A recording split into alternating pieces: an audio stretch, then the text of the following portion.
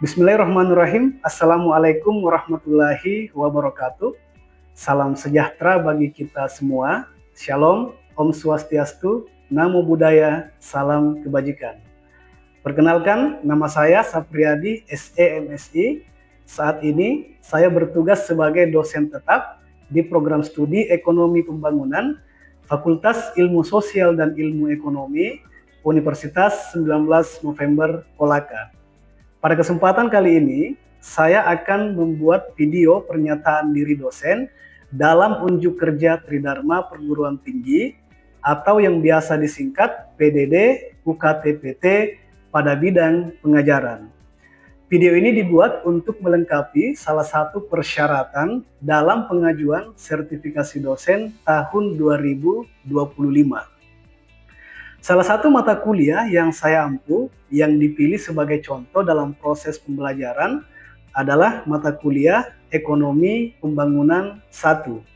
Mata kuliah ini merupakan mata kuliah wajib program studi yang diajarkan di semester 3 dan memiliki bobot 3 SKS.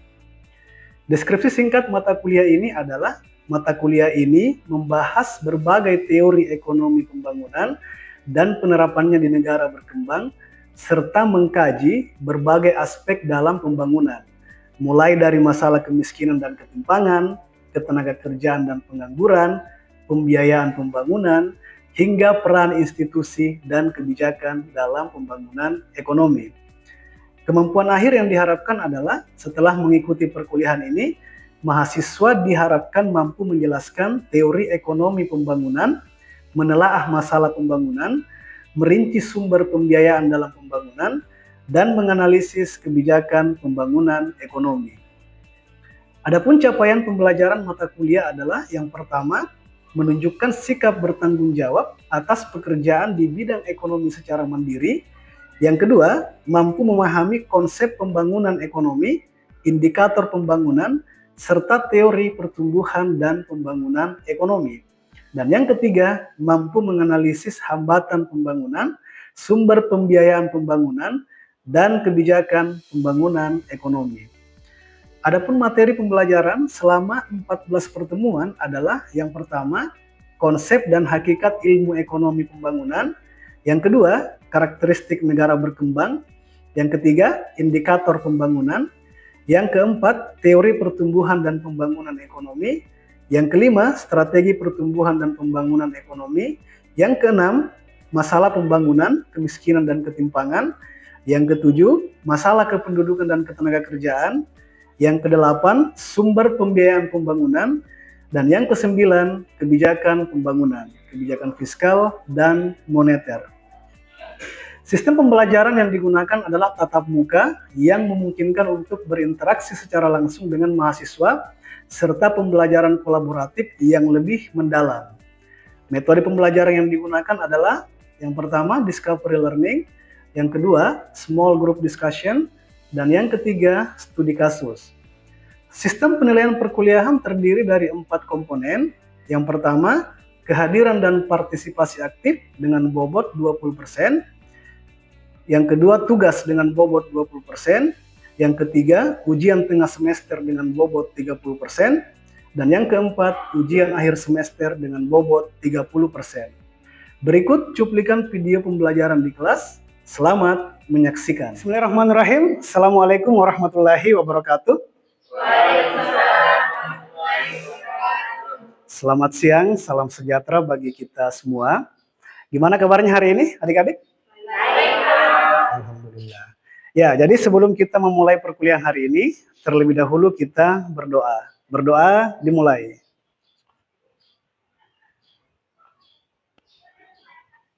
Berdoa selesai. Ya, baik adik-adik sekalian. Jadi hari ini kita masuk pada materi kedua di dalam perkuliahan Ekonomi Pembangunan 1. Namun sebelum kita lebih jauh membahas tentang materi, terlebih dahulu saya akan melakukan review apa yang menjadi gambaran tentang materi perkuliahan kita minggu sebelumnya. Nah, siapa yang bisa memberikan poin penting? Apa materi minggu lalu? Oke, silakan Rusmin. Ini menurut saya dia kalau untuk pelajaran mengenai mata kuliah minggu lalu itu tentang hakikat ekonomi itu bagaimana kita mempelajari tentang permasalahan negara, permasalahan yang ada di negara berkembang dan bagaimana cara menyelesaikan masalah tersebut. Oke, baik. Siapa lagi yang bisa memberikan poin penting? Oke, silakan ditanya. Jadi minggu lalu kita membahas tentang hakikat ilmu ekonomi pembangunan, yang dimana ilmu ekonomi pembangunan itu sendiri merupakan cabang dari ilmu ekonomi yang secara khusus membahas permasalahan pembangunan ekonomi di negara-negara berkembang dengan tujuan utama meningkatkan kesejahteraan masyarakat. Oke, bagus ya. Jadi jawabannya benar bahwa hakikat ilmu ekonomi pembangunan adalah mempelajari tentang permasalahan yang ada di negara berkembang serta berupaya untuk menyelesaikan permasalahan tersebut. Nah, namun sebelum kita bisa mengidentifikasi permasalahannya dan berupaya untuk menyelesaikan masalahnya, maka tentunya terlebih dahulu kita harus mengetahui karakteristik dari negara berkembang itu sendiri. Nah, inilah yang hari ini kita akan bahas, karakteristik negara berkembang. Nah, jadi referensi yang kita gunakan adalah buku dari Todaro dan Smith yang berjudul Pembangunan Ekonomi edisi ke-11 jilid 1. Nah, kemudian ada referensi tambahan lagi yang ditulis oleh Lincoln Arshad dengan judul Ekonomi Pembangunan. Nah, kemudian referensi pendukungnya, nah adik-adik bisa mempelajari publikasi dari Bank Dunia yang bisa diakses melalui link yang ada di materi. Begitu pula dengan publikasi dari UNDP. Nah, tujuan pembelajaran kita hari ini adalah setelah mahasiswa mempelajari materi hari ini, diharapkan mahasiswa sudah mampu menjelaskan definisi negara berkembang, mengelompokkan negara, dan karakteristik negara berkembang. Nah, kita akan membahas 4 poin penting. Yang pertama, definisi negara berkembang, kemudian pengelompokan negara, karakteristik negara berkembang, lalu sebentar kita akan berdiskusi. Nah, baik, sekarang kita masuk pada bagaimana mendefinisikan negara berkembang. Nah, saya yakin adik-adik semua ini pasti punya gambaran apa itu negara berkembang. Nah, siapa yang bisa memberikan definisi? Apa itu negara berkembang? Oke, silakan Siti Mulyani. Terima kasih. Saya negara berkembang itu di mana ekonomi dan sosialnya berada pada tahap perkembangan yang sedang berlangsung dan ditandai dengan tingkat kesejahteraan dan kualitas hidup yang begitu relatif rendah. Oke, bagus. Yang lain? Masih ada yang ingin menambahkan? Oke, jadi bagaimana sebenarnya kita mendefinisikan negara berkembang? Nah, cara paling umum untuk mendefinisikan negara berkembang itu adalah dengan menggunakan pendapatan per kapita. Nah, jadi pendapatan per kapita itu adalah rata-rata pendapatan masyarakat dalam suatu negara selama periode waktu tertentu. Nah, biasanya itu periodenya 1 tahun. Nah, rumusnya itu pendapatan per kapita kita singkat dengan PP, itu sama dengan GDP dibagi dengan jumlah penduduk. Nah, berarti pendapatan per kapita ini sebenarnya variabelnya ada 2 ya. Jadi GDP dan juga jumlah penduduk. Nah, ketika GDP dalam suatu negara itu besar, nah itu sudah mengindikasikan bahwa pendapatan per kapita dalam negara tersebut juga relatif besar. Begitupun dengan jumlah penduduk. Nah, namun apabila dalam suatu negara jumlah penduduknya itu lebih besar dibandingkan dengan GDP yang dihasilkan, maka itu sudah menjadi indikasi bahwa pendapatan per kapita di negara tersebut itu relatif rendah. Nah, Bank Dunia menyusun klasifikasi negara berdasarkan status ekonominya itu selalu mengacu pada pendapatan per kapita. Nah, sehingga dihasilkan 2 kelompok negara. Ada yang disebut dengan kelompok negara maju dan ada kelompok negara berkembang. Nah, Bank Dunia itu mengelompokkan negara ke dalam 3 kelompok berdasarkan tingkat pendapatan per kapitanya. Nah, yang pertama ada negara berpenghasilan rendah atau disebut dengan low income, yaitu kelompok negara dengan pendapatan per kapita di bawah 1.025 US dollar per tahun. Nah, ini kira-kira kalau kita konversikan ke rupiah ini berapa? Berarti 1.025 kita kalikan dengan kurs hari ini berapa kursnya? 16.000 ya. Nah, itu berapa?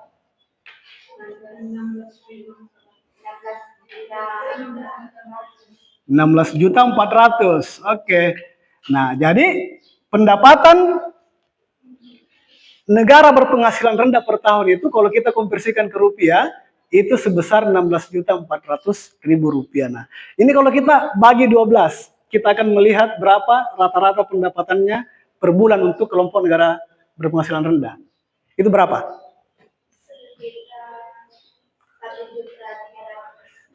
1.366.000. Nah, berarti per bulannya masyarakat di negara berpenghasilan rendah itu memperoleh pendapatan 1.366.000. Nah, sekarang pertanyaan berikutnya. Nah, dengan pendapatan 1.366.000 itu cukup enggak memenuhi kebutuhan masyarakat? Oke, siapa? Silakan angkat tangan. Siapa yang bisa memberikan alasan? Oke, silakan. Jadi dari angka 1.366.000 itu Pak, menurut saya itu cukup karena untuk negara Indonesia sendiri sudah dipatok untuk masyarakat yang sejahtera di kisaran 500.000. Jadi itu sudah 2 kali lipat. Jadi sudah bisa sejahtera. Oke. Nah, kalau kita mengacu di Indonesia, tolak ukur kesejahteraan itu kan ya kita lihat dari garis kemiskinannya ya. Garis kemiskinan. Nah, garis kemiskinan sekarang itu ya di kisaran ya 500 ribuan ya, 500.000 per bulan per orang. Nah, sementara kalau 1.366 ini kan sudah melebihi dari angka 500.000.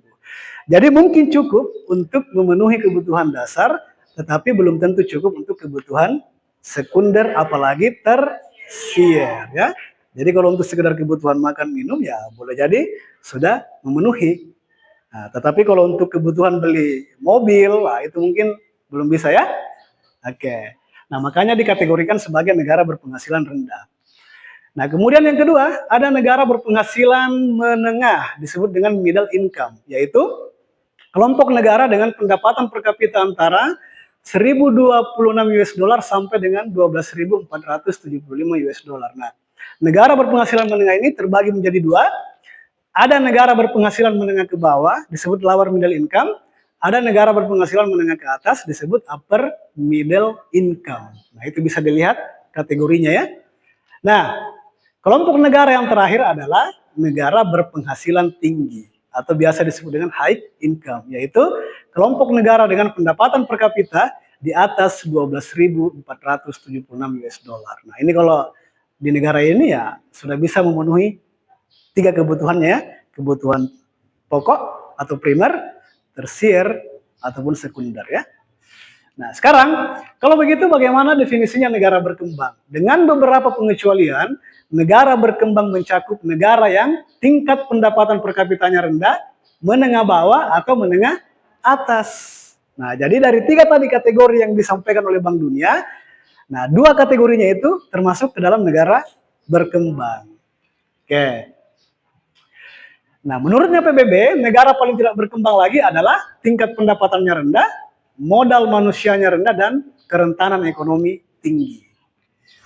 Nah, di sini saya memperlihatkan tabel ya dari laporan Bank Dunia pada tahun 2017.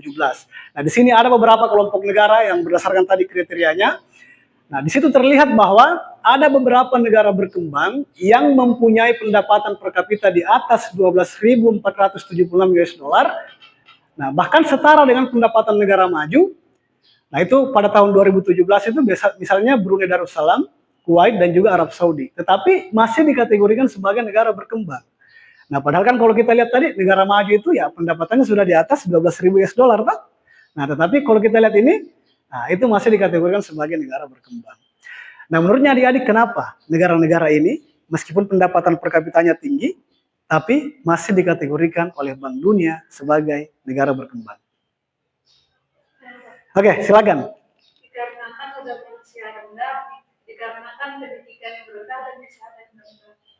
Oke, jadi boleh jadi negara-negara ini secara pendapatan per kapita sudah tinggi, tetapi modal manusianya seperti pendidikan dan kesehatan itu masih relatif sama dengan negara-negara berkembang. Nah, belum lagi misalnya dengan kerentanan ekonomi yang tinggi.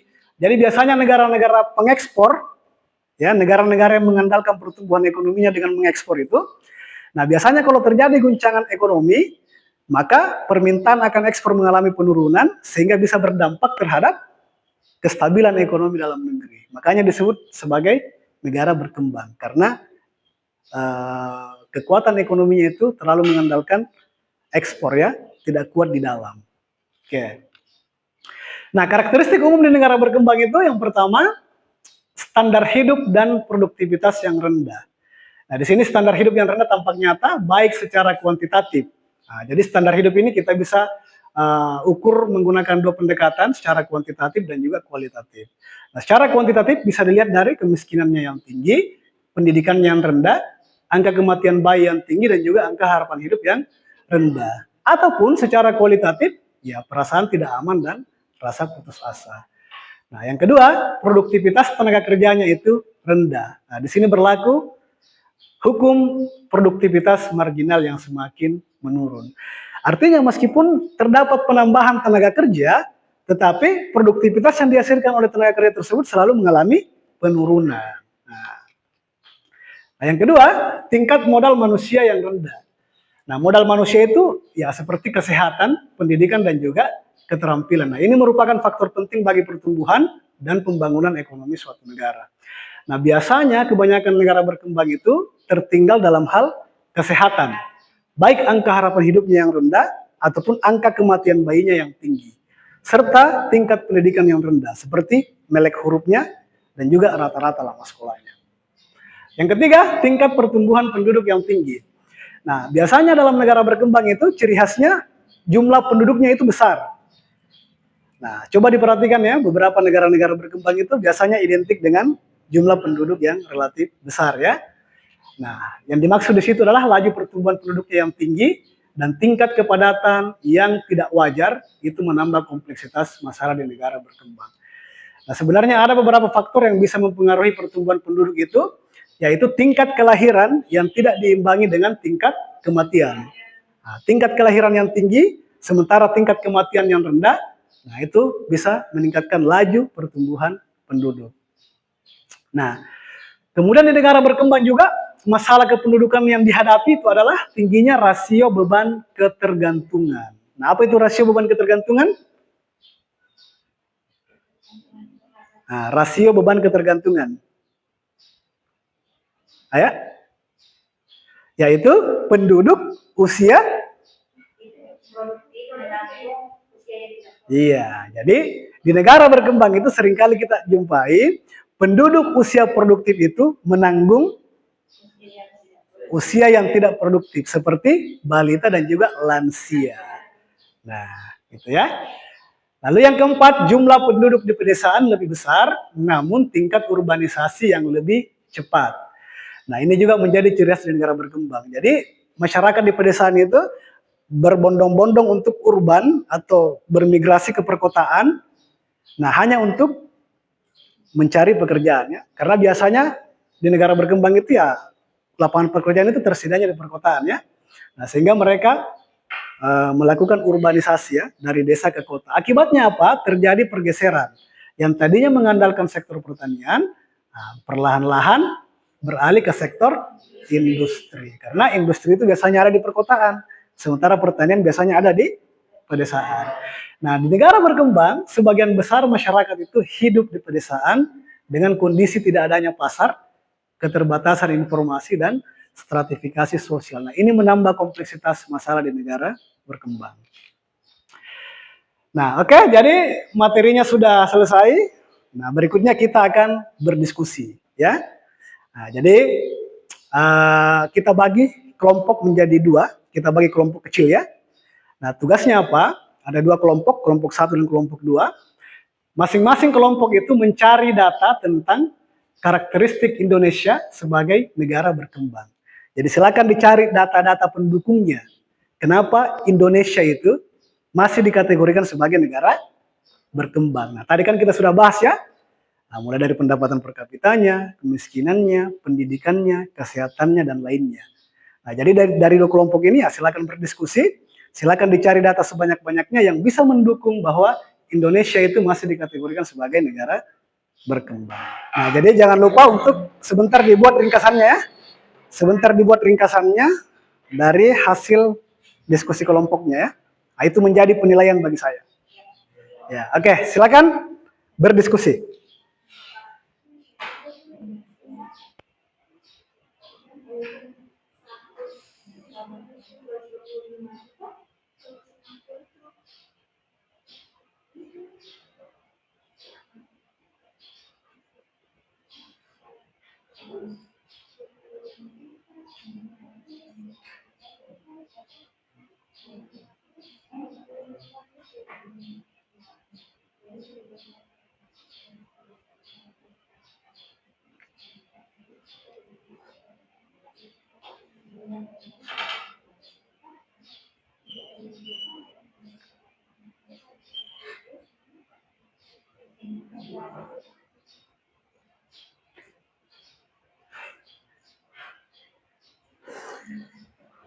Ya, oke, bagaimana? Adik-adik sudah selesai diskusinya? Oke, sudah ya? Oke, baik. Sekarang kita persilakan terlebih dahulu kelompok 1 untuk menyampaikan hasil diskusi kelompoknya. Silakan kelompok 1. Baik, terima kasih Pak atas kesempatannya. Jadi dari data yang rombongan mencari itu, kami mencari pendapatan per kapita di Indonesia pada tahun 2023 itu sebesar 125.619.659 rupiah. Sedangkan data di Singapura pada tahun 2023 itu sebesar 1,36 miliar. Angka ini lebih besar daripada Indonesia. Lalu selanjutnya itu kami mencari data kemiskinan, kami membandingkan antara Indonesia dan Singapura. Selanjutnya data kemiskinan di Indonesia pada tahun 2023 itu sebesar 9,36%. Ini relatif tinggi dibandingkan dengan negara-negara ASEAN lainnya seperti Singapura. Terima kasih, Pak. Oke, baik. Ya, plus dulu untuk kelompok 1.